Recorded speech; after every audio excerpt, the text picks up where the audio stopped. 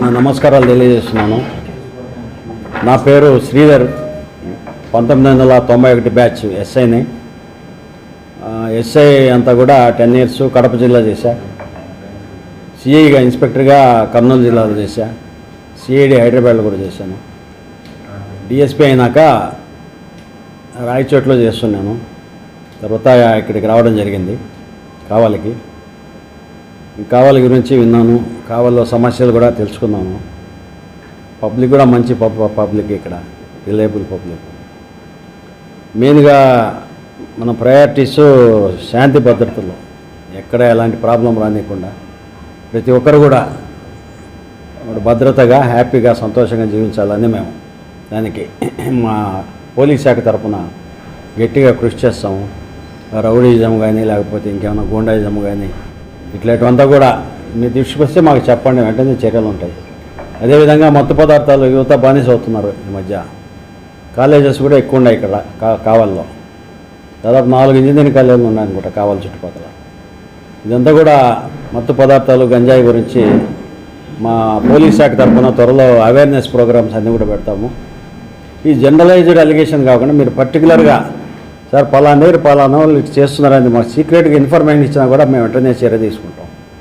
జనరల్గా చెప్పేస్తారు సార్ అక్కడ అది ఉంది సార్ ఇది సార్ అది, అట్లా కాకుండా మీకేమైనా ఇన్ఫర్మేషన్ వచ్చినప్పుడు మాకు చెప్పండి సీక్రెట్గా, మీ పేరు బయట పెట్టకుండా మేము గట్టి చర్యలు తీసుకుంటాము.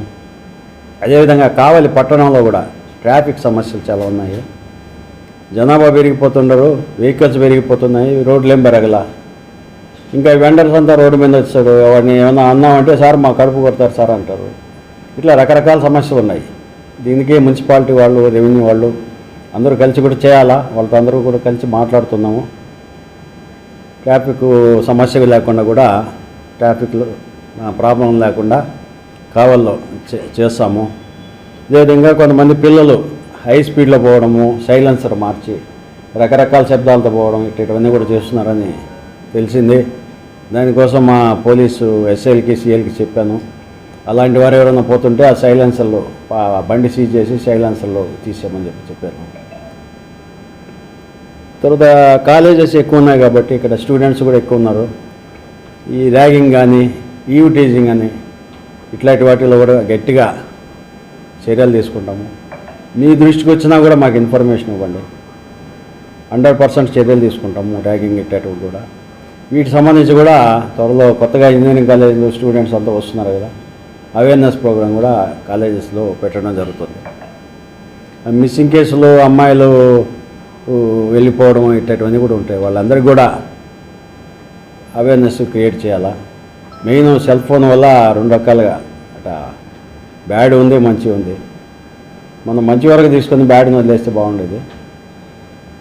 సెల్ ఫోన్ కూడా ఎక్కువ చూడకుండా చదువు మీద పిల్లల దృష్టి కేంద్రీకరిస్తే మంచిగా ఉంటుంది.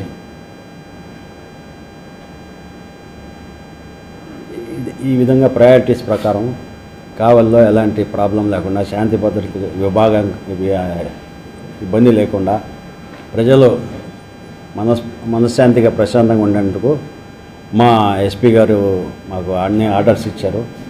ఆయన ఆర్డర్స్ మేరకు మేము గట్టిగా చేసుకుని కావలి సబ్ డివిజన్ పరిధిలో ఎలాంటి గొడవలు జరగకుండా చేస్తామని హామీ ఇస్తాము.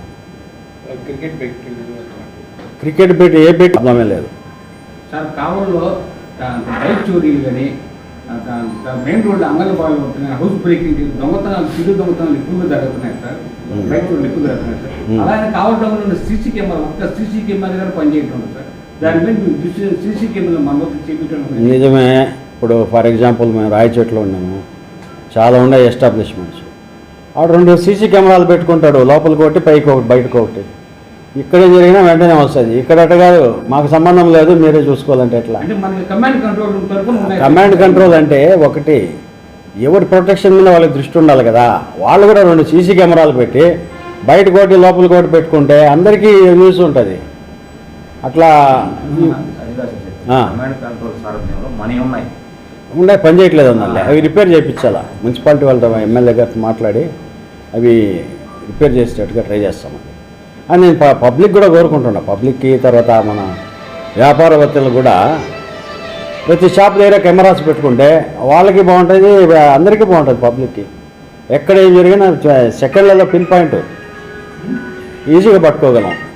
అది కూడా కొంచెం పబ్లిక్ అవేర్నెస్ వస్తే బాగుంటుంది. సీసీ కెమెరాలు ప్రతి ఒక్కరు పెట్టుకుంటే వాళ్ళకే మంచిది. మాకు కూడా చాలా కోఆపరేట్ చేసినట్టుంటుంది పోలీస్ తరఫు.